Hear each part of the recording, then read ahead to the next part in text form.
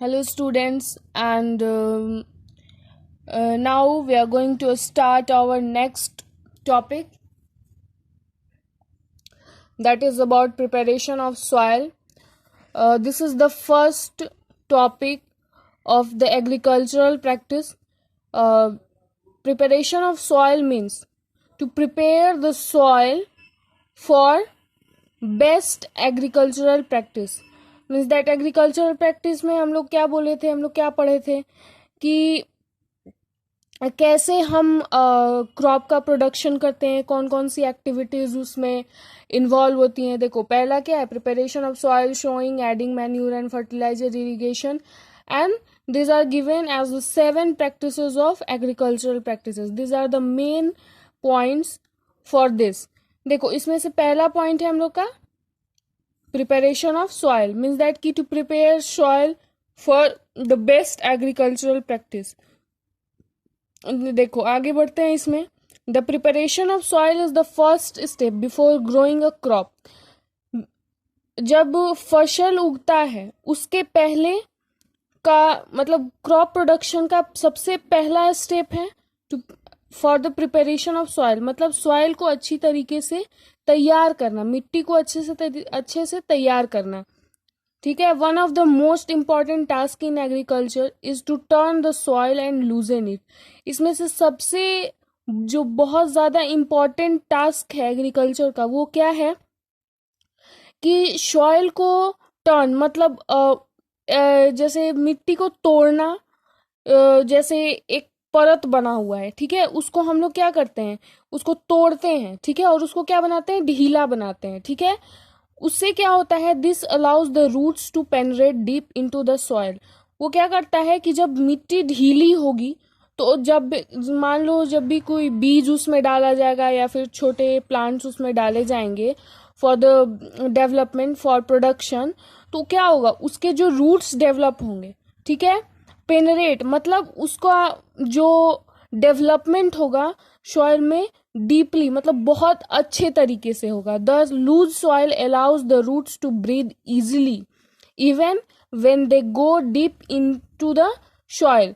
क्या करेगा कि जो ढीली मिट्टी रहेगी जब, तो वो क्या करेगा, रूट को जब उसमें मतलब जो जड़ें होंगी, जो प्लांट की जो जड़ें हैं, वो क्या करेगा, इजिली ब्रीद, मतलब बहुत ही इजिली क्या करेगा, डेवलप करेगा, ठीक है। Even when they go deep into the soil, तब भी अगर ऊपरी सतह पर उसका रूट रहता है तब भी वो अच्छे से डेवलप करेगा अगर लूज सॉइल रहा तो। और उसके रूट्स अगर सॉइल के डीप में भी जाते हैं, नीचे तक भी जाते हैं, तो अगर जो मिट्टी जो है ढीली मिट्टी रहेगी तो उसके वजह से क्या होगा, सॉइल में एयरेशन प्रॉपर्टी बनी रहेगी। मतलब क्या है कि वहां पर पानी बहुत इजीली पहुंच सकता है। जब पानी देखते हो, जब ढीली मिट्टी रहती है तो पानी डालने पे क्या होता है, मिट्टी बहुत जल्दी सोख लेती है, ठीक है, as comparison with the tight, मतलब जब मिट्टी का एक सतह बना रहता है टाइट, उसके कंपैरिजन में ढीली मिट्टी क्या करती है, जल्दी से पानी को सोख लेती है। और क्या होता है कि एयरेशन प्रॉपर्टी रूट से भी होता है, मतलब कार्बन डाइऑक्साइड रूट के पोर्स से भी प्लांट में जाता है। तो उसके वजह से क्या होगा, अगर किसी भी ऑर्गेनिज्म को बहुत अच्छे अमाउंट में उसको न्यूट्रिशन मिले तो क्या होगा, बहुत उसका डेवलपमेंट क्या होगा, बहुत अच्छा होगा और बहुत जल्दी भी होगा। इस वजह से जो है before agriculture this point is very important, that is preparation of soil. एक और क्वेश्चन आता है कि why does the loosening of soil allow the roots to breathe easily. जो लूजनिंग मतलब कि जब मिट्टी ढीली होती है तो ऐसा क्यों होता है कि जो भी उसमें रूट्स डेवलप होंगे प्लांट में, वो उसमें ब्रीदिंग प्रोसेस बहुत इजीली होगा, बहुत आसानी से होगा। ऐसा क्यों होता है, देखो, the loosened soil helps in the growth of earthworms and microbes present in the soil. क्या होता है कि जो मिट्टी जब ढीली रहती है तो वो क्या करता है कि माइक्रोब्स, छोटे छोटे माइक्रो ऑर्गेनिजम्स और अर्थवर्म को डेवलप करने में हेल्प करता है, ठीक है, जो कि सॉइल में प्रेजेंट रहते हैं। और ये माइक्रो ऑर्गेनिज्म क्या करते हैं, these organisms are friend of the farmer since they further turn and loosen the soil and add humus to it। और ये क्या करते हैं, जो छोटे छोटे माइक्रो ऑर्गेनिजम्स, माइक्रोब्स हैं, अर्थवर्म्स हैं, ये क्या करते हैं कि ये फिर से क्या करते हैं, सॉइल को, अगर थोड़ी सी भी मिट्टी टाइट होने लगती है तो ये क्या करते हैं, हेल्प करते हैं कि जो सॉइल है, मिट्टी जो है, फिर से ढीली हो जाए। तो वो क्या करेंगे, कभी क्या होता है, देखते हो जो छोटे छोटे कीड़े होते हैं, यहाँ से वहां, वहां से वहां घूमते रहते हैं। तो इस वजह से क्या हुआ, कभी यहाँ से निकल के वो छोटा माइक्रो ऑर्गेनिज्म दूसरे जगह जाएगा, तो इससे क्या होगा, मिट्टी हमेशा टूटते ही रहेगी। और जिसके वजह से क्या होगा कि एयरेशन प्रॉपर्टी हमेशा बनी रहेगी। और ह्यूमस, ह्यूमस मीन्स कि उसमें जो है मैन्यूर, जो भी प्लांट के लिए बहुत अच्छी, प्लांट के जो ह्यूमस की रिक्वायरमेंट है वो भी फुलफिल होगा, ठीक है। अच्छी फसल के लिए ह्यूमस बहुत ज्यादा इंपॉर्टेंट है।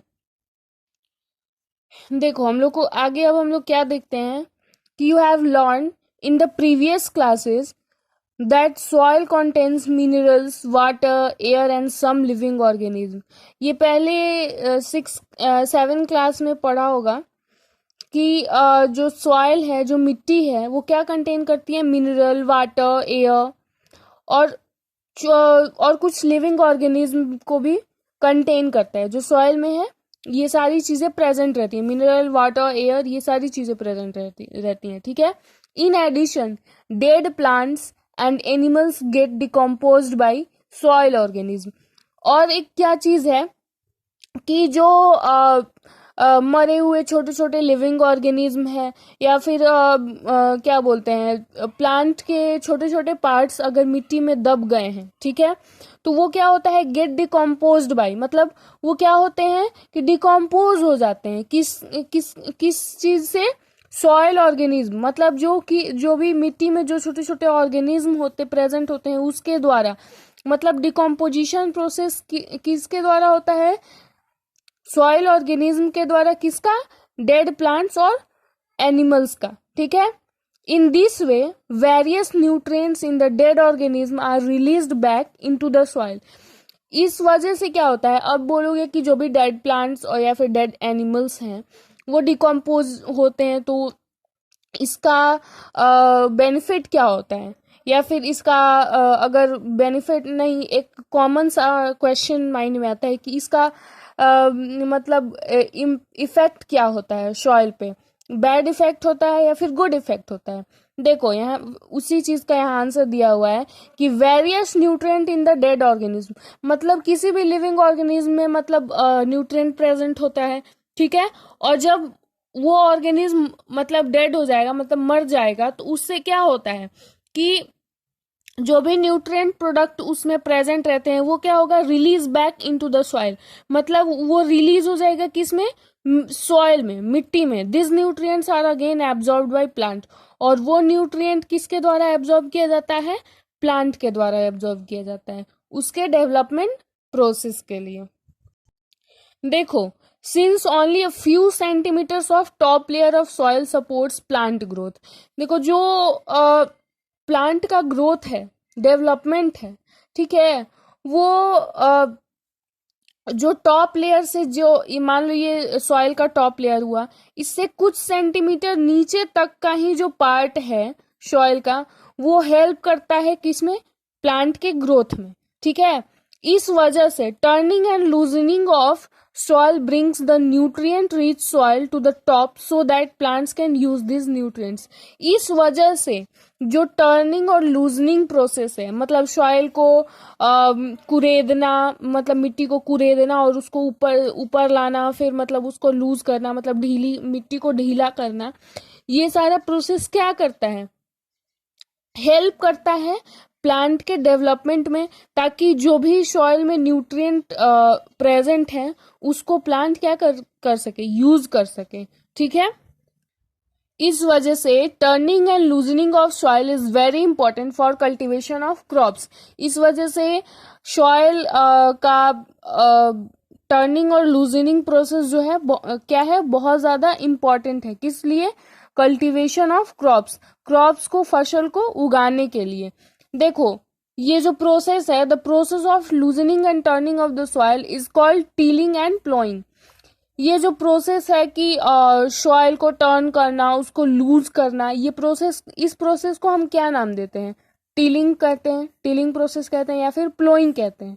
ठीक है, जब भी देखोगे कि फार्मर्स क्या करते हैं, एक फिगर है उसको देखो, ये प्लो है, और इस प्लो से क्या करते हैं, आयरन का पार्ट है, ये पार्ट क्या करता है कि ये प्लो को फार्मर क्या करता है, पहले के टाइम में ऐसे यूज होता था, अभी भी बहुत लोग यूज करते हैं, बट नाउ ट्रैक्टर्स में इस तरीके के आयरन का पार्ट, आयरन पीस लगा दिया जाता है, और उसके वजह से मिट्टी को कुरेदा जाता है।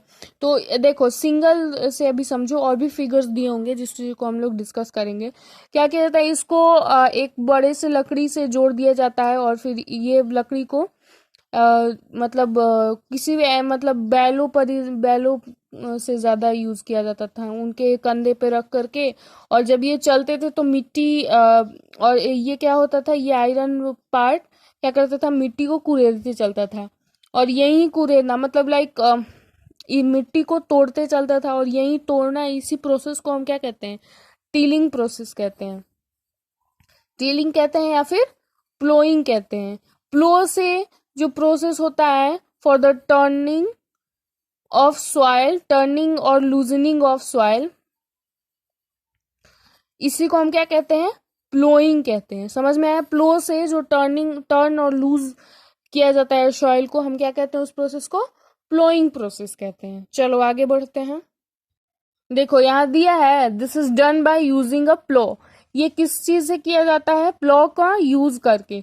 Applause are made by wood of iron. If the soil is very dry it may need watering before ploughing.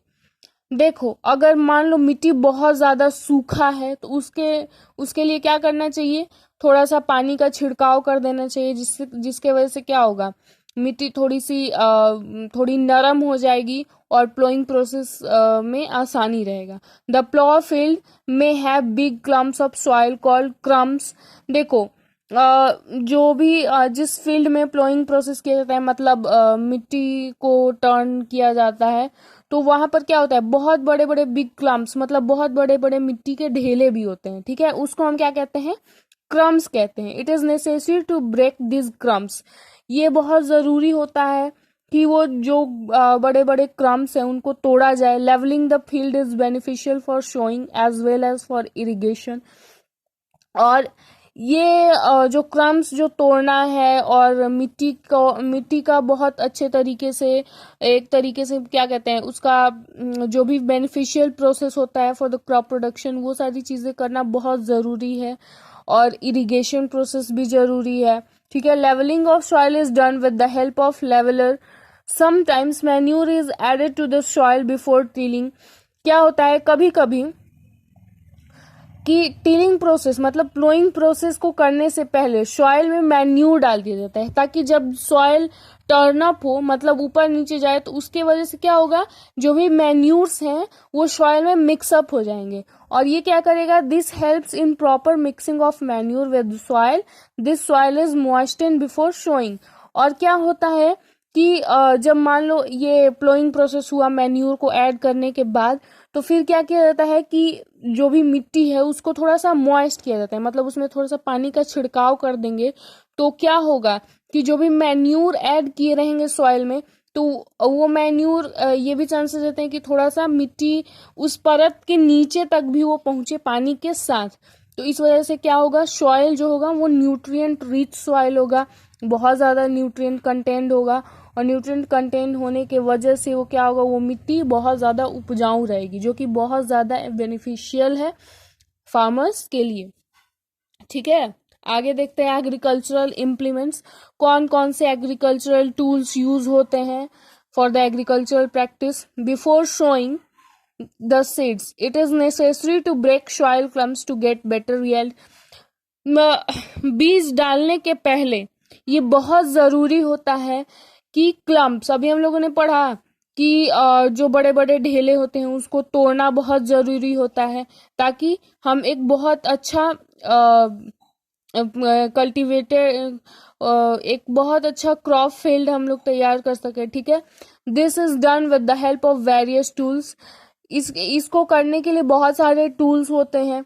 The main tools use for this purpose are plough, और इसलिए इसको करने के लिए जो सबसे ज़्यादा मेन टूल है वो क्या है, प्लो है, हो है एंड कल्टिवेटर है। हम लोग इसको इंडिविजुअली पढ़ लेते हैं, इसको डिस्कस कर लेते हैं, हमारे बुक में भी दिया हुआ है। ओके, हम लोग अब देखते हैं प्लॉ के बारे में। ओके, ये जो टूल है ये कब से यूज किया जा रहा है, used since ancient time for tilling the soil, adding fertilisers to the crop, removing the weeds and turning the soil.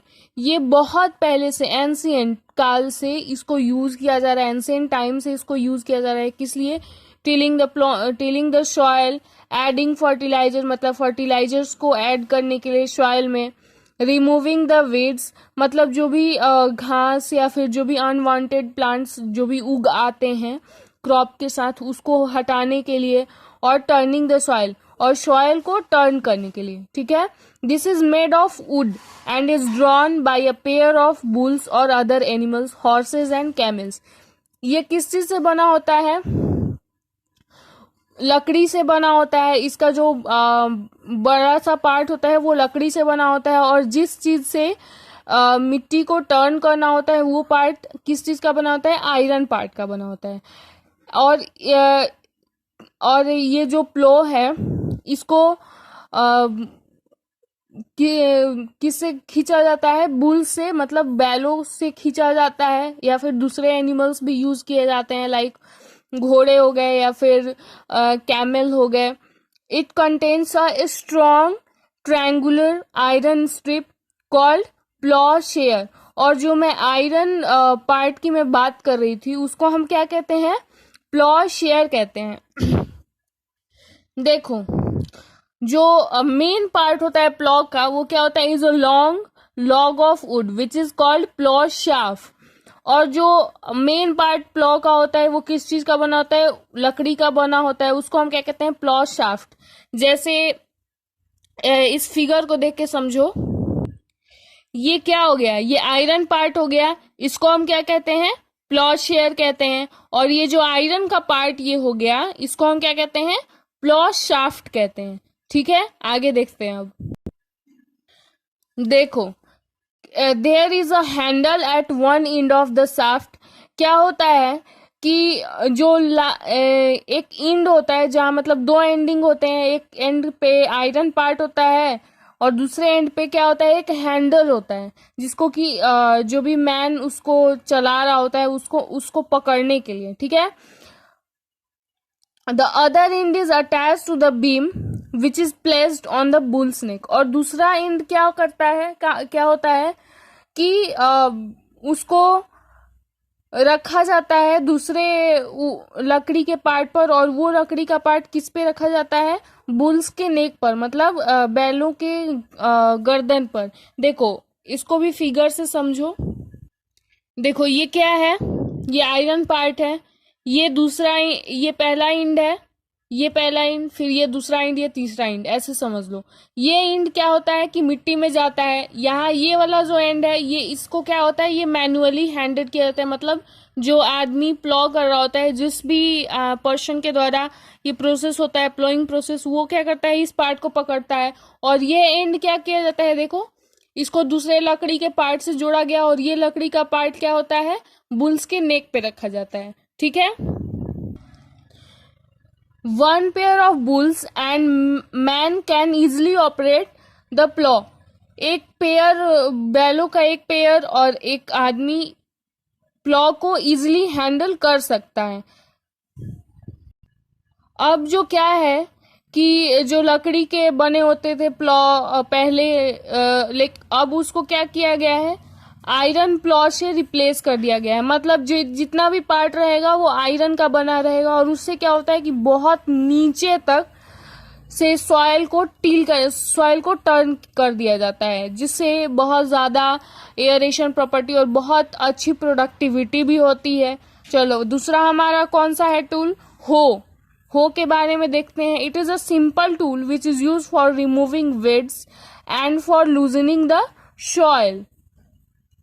ये क्या है? एक बहुत ही सिंपल सा टूल है जिसको किस लिए यूज किया जाता है? फॉर रिमूविंग वेट्स, मतलब जितने घास है या फिर अनवांटेड प्लांट हैं जो भी क्रॉप के साथ उगाते हैं, उनको क्या किया जाता है? हटाने के लिए यूज किया जाता है। और समय समय पर सॉइल को टर्न करने के लिए भी यूज किया जाता है। देखो यहाँ फिगर भी दिया हुआ है हो का। बेंड प्लेट हो गया, यहाँ ग्रिप हो गया, ये हैंडल हो गया, ठीक है। ये इसी बेंड प्लेट से क्या किया जाता है? मिट्टी को कोड़ा जाता है, मतलब उसको तोड़ा जाता है, और फिर वहां से जब मिट्टी टूट जाएगी तो इजिली वहां से जो भी प्लांट अनवांटेड प्लांट वहां उगाए हैं उसको हम हटा सकते हैं, और सॉइल भी क्या हो जाएगा? लूज हो जाएगा, ठीक है। हमारा तीसरा टूल है कल्टीवेटर। क्या है? Now a days plowing is done by tractor driven cultivator. The use of cultivator saves labor and time. अब क्या है कि इस समय क्या किया जाता है? प्लॉइंग प्रोसेस के लिए ट्रैक्टर के पीछे जो मैंने बताया कि आयरन का बहुत बड़ा बड़ा पीस लगाया जाता है, और उसको किसी से ड्राइव किया जाता है? ट्रैक्टर के द्वारा। The use of cultivator. अब इस कल्टीवेटर के यूज होने के वजह से क्या होता है कि समय की भी बचत होती है, और एक पर्सन के द्वारा जितना टाइम लगेगा एक फील्ड को कल्टीवेट करने में, वो क्या कर देता है कि उतनी जितनी मेहनत लगती है उस मेहनत को भी क्या कर देता है? ये कम कर देता है, टाइम सेव करता है और मेहनत भी कम होता है। इजिली क्या हो जाता है? सॉइल टर्न अप हो जाता है, लूज हो जाता है, और बहुत जल्दी, मतलब बहुत अच्छे अमाउंट में एयरेशन प्रॉपर्टी भी बनी रहती है इससे, क्योंकि ये क्या करता है? बहुत डीप तक सॉइल के नीचे जाता है और सॉइल को टर्न अप और लूज करता है। अब दूसरा हमारा अगला पॉइंट है शोइंग। देखो सोइंग जो है is an important part of crop production. Crop production का भी एक बहुत महत्वपूर्ण हिस्सा है। क्या है? Before sowing good quality clean and healthy seeds of a good variety are selected. जब किसी भी बीज को या फिर कोई भी प्लांट जो होता है उसको हमें क्रॉप फील्ड में डालना होता है, उससे पहले क्या हम करते हैं इसमें कि अच्छे क्वालिटी के सीड को और क्लीन सीड को हम लोग अलग कर लेते हैं, जिसके वजह से क्या होता है कि प्रोडक्टिविटी ज्यादा होती है। Farmers prefer to use seeds which give high yield. जो फार्मर्स होते हैं वो क्या प्रेफर करते हैं कि अच्छी क्वालिटी की सीड्स जो हो उनका यूज किया जाए, ताकि प्रोडक्टिविटी लेवल जो है वो बहुत ज्यादा हो। कुछ प्रैक्टिसेस हैं जिनको घर पे किया जाता है, लाइक इजीली कर सकते हैं कि जो बीज है उसको पानी में डाल देंगे। जो खराब बीज होगा वो क्या होगा कि पानी के ऊपर तैरेगा, मतलब पानी के ऊपर आ जाएगा, और जो अच्छी क्वालिटी की सीड होगी वो क्या हो जाएगा?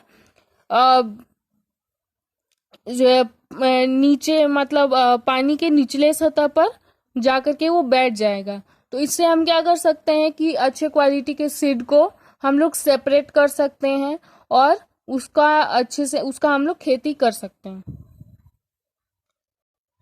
देखो शोइंग पर्पस के लिए जो ट्रेडिशनल टूल है वो लाइक वैसे ही वुड का बना होता है। देखो the tool use traditionally for showing seeds is shaped like a funnel. मतलब कि फनल ऐसा होता है, टिप लाइक स्ट्रक्चर, जैसे पहले इसमें केरोसिन वगैरह डालने के लिए यूज किया जाता था, तो ये फनल हो गया। यहाँ पर एक बहुत लंबा पाइप जैसा रहता है, इसके थ्रू अगर यहाँ पर ऊपर में सीड डाला गया तो धीरे धीरे एक ये क्या होगा, इसके थ्रू क्या हो जाएगा, नीचे तक सीड जाएगा। देखो फनल ये ऐसे ही पार्ट को कहते हैं, ऐसे ही वस्तु को कहते हैं, एक तरीके से कहेंगे। The seeds are filled into the funnel, pass down through 2 or more pipes having sharp ends. क्या है कि जब जो सीड होते हैं उसको ये फनल के ऊपर वाले पार्ट में डाला जाता है, और वो सीड्स क्या होते हैं कि पास आउट होते हैं नीचे, 2 या फिर 3 पाइप्स लगे होते हैं, उसी से जुड़ा होता है। मैंने एग्जाम्पल के लिए मैंने तुम्हें अच्छे से समझने के लिए ऐसे बताया था कि funnel like tip like structure होता है, लेकिन जो सोइंग पर्पस के लिए जो टूल यूज किया जाता है उसमें 2-3 पाइप्स लगे होते हैं, और जिसका एंडिंग पॉइंट बहुत शार्प होता है, ताकि these end piles into the soil and place seeds there। ये शार्प इसलिए होता है ताकि ये सॉइल के नीचे तक जा करके जो बीज है उसको मिट्टी में छोड़ सके। ठीक है, अगर उसका जो है एंड जो है वो बहुत ही शार्प नहीं रहेगा तो क्या होगा, सीड्स जो है प्रॉपरली सॉइल में प्लेस आउट नहीं हो पाएंगे। अब हम लोग पढ़ते हैं आगे अपना नेक्स्ट टॉपिक, सीड ड्रिल।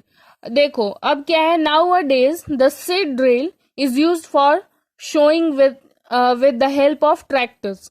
हम लोगों ने अभी क्या पढ़ा कि प्लोइंग प्रोसेस के लिए कल्टीवेटर का यूज किया जाता है, जो कि ऐसा ही होता है, लेकिन उसमें क्या होता है कि थोड़ा सा डिफरेंस होता है। पहले सीड ड्रिल को डिस्कस कर लेते हैं कि अब के टाइम में in present time seed drill का यूज किया जाता है किस लिए, सोइंग पर्पस के लिए, मतलब बीज डालने के लिए मिट्टी में। किसके हेल्प से, ट्रैक्टर्स के हेल्प से। This shows the seeds uniformly eight equal distances and depth. ये क्या करता है कि इसमें ये प्रॉपर्टी होती है, ये बहुत ही अच्छी प्रॉपर्टी होती है कि ये जो है सीड ड्रिल क्या करता है कि सीड्स को प्रॉपरली एक डिफाइंड यूनिफॉर्म होता है कि एकदम इक्वल डिस्टेंस पे ये क्या करता है, सीड्स को सॉइल में डाल देता है, छोड़ देता है, और डिस्टेंस पे और डेप्थ में भी, बहुत नीचे तक गहराई में भी, गहराई तक भी ये क्या करता है, सीड्स को छोड़ देता है। ठीक है, it ensures that seeds get covered by the soil. और इसमें ये भी प्रॉपर्टी होती है कि जो सॉइल है, जो सीड है वो मिट्टी से ढक जाए आफ्टर सोइंग।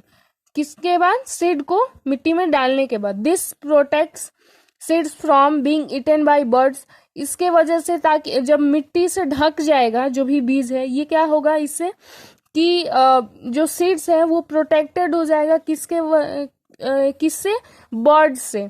ताकि जो भी चिड़िया होती है, जो भी बर्ड्स होते हैं, वो क्या करते हैं मैक्सिमम टाइम अगर ऊपरी सतह पे बीज रह जाता है तो उसको खा जाएंगे, तो क्या होगा, कल्टीवेशन प्रोसेस में प्रोडक्टिविटी थोड़ी कम हो जाएगी।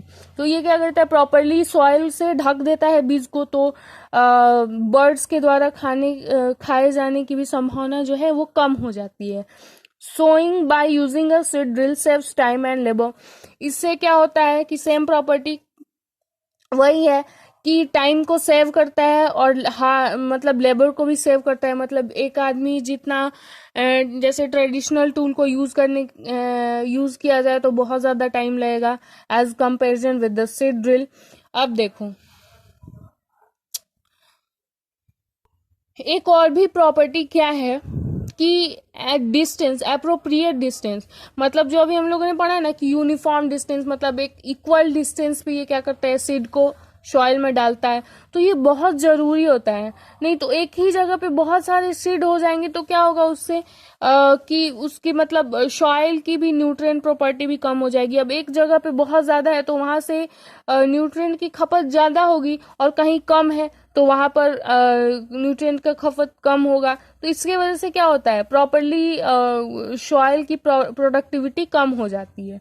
ठीक है, और एक और चीज भी क्या है कि ये प्रॉपर डिस्टेंस पे रहेगा तो ये क्या होगा, सनलाइट, सफिशिएंट सनलाइट अलाउ करता है ताकि प्रत्येक पौधे तक पहुंचे, न्यूट्रिएंट भी प्रत्येक पौधे तक पहुंचे, वाटर, सारी चीजें जो है बहुत अच्छे से यूनिफॉर्म डिस्टेंस पे अगर क्रॉप्स का प्रोडक्शन हो रहा है तो सनलाइट, वाटर, न्यूट्रिएंट जो भी है ईच एंड एवरी क्रॉप को इक्वल अमाउंट में मिलेगा, जो कि प्रोडक्शन के लिए बहुत ज्यादा इम्पॉर्टेंट है। देखो अभी हम लोगों ने क्या, अभी मैं क्या बताई थी, सीड ड्रिल और कल्टीवेटर। सीड ड्रिल में होता है कि उसमें ऊपर में फनल टाइप लगा होता है, ठीक है। जैसे हम लोगों ने अभी ट्रेडिशनल टूल में पढ़ा कि फनल लगा होता है, उसमें 2-3 पाइप्स लगे होते हैं, बट इसमें क्या है, ऊपर से टिप जैसा लगा होता है।